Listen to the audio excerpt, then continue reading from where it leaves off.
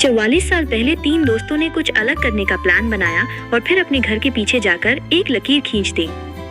इसके बाद एक अलग देश की घोषणा कर दी। 10 वर्ग मीटर के इस क्षेत्र का नाम तीनों ने मिलकर अटलांटियम साम्राज्य रखा और बकायदा इसका एक झंडा बनाकर भी फहराया। प्लीज हमारे चैनल को लाइक और सब्सक्राइब जरूर कर ले।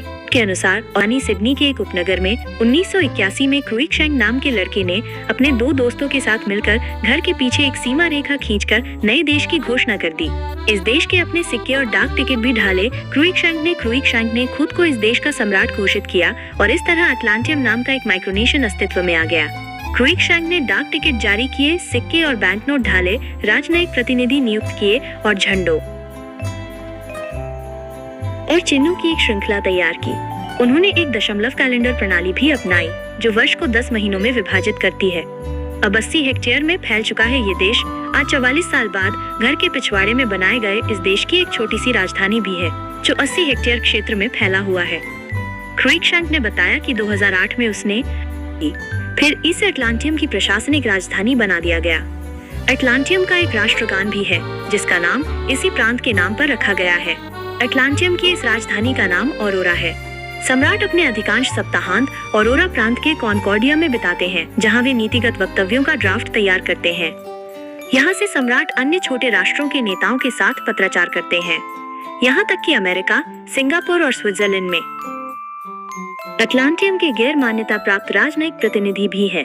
अब ये माइक्रोनेशन 10 वर्ग मीटर से 0.75 वर्ग किलोमीटर 0.29 वर्ग मील का हो गया है। अटलांटियम का क्षेत्रफल वेटिकन से 2 गुना है। इस देश की संपत्ति में झाड़ियां और एक केबिन है। यह केबिन इस देश का सरकारी आवास है। यहाँ एक डाकघर भी है। यहाँ टिकट और पोस्ट कार्ड मिलते हैं। साथ ही 2 संरक्षक स्फिंक्स से घिरा एक 4 मीटर ऊंचा 13 फीट पिरामिड है। ये पिरामिड कैपिटलाइन स्तंभ के सामने स्थित है। आप अभी तक चैनल को सब्सक्राइब नहीं किए हैं तो प्लीज हमारे चैनल को लाइक और सब्सक्राइब जरूर कर ले। अटलांटियम को देश मानते हैं।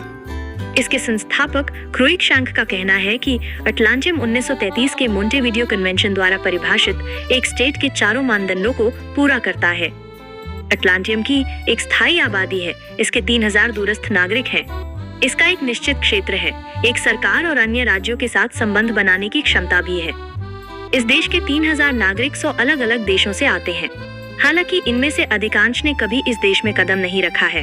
हालांकि दूसरे देश अटलांटियम को राष्ट्र या देश नहीं मानते हैं। यही वजह है कि ये माइक्रोनेशन की श्रेणी में आता है। माइक्रोनेशन का राज्य होने का कोई कानूनी आधार नहीं। सिडनी विश्वविद्यालय के व्याख्याता और micronations and the search for sovereignty नामक नई पुस्तक के सहलेखक हैरी हॉब्स कहते हैं कि एक माइक्रोनेशन संस्थापक ये कह सकता है कि वो अंतरराष्ट्रीय कानून के तहत राज्य होने की परिभाषा को पूरा करता है। समस्या ये है कि उसके पास किसी क्षेत्र पर संप्रभुता का प्रयोग करने का कोई वैध आधार नहीं है।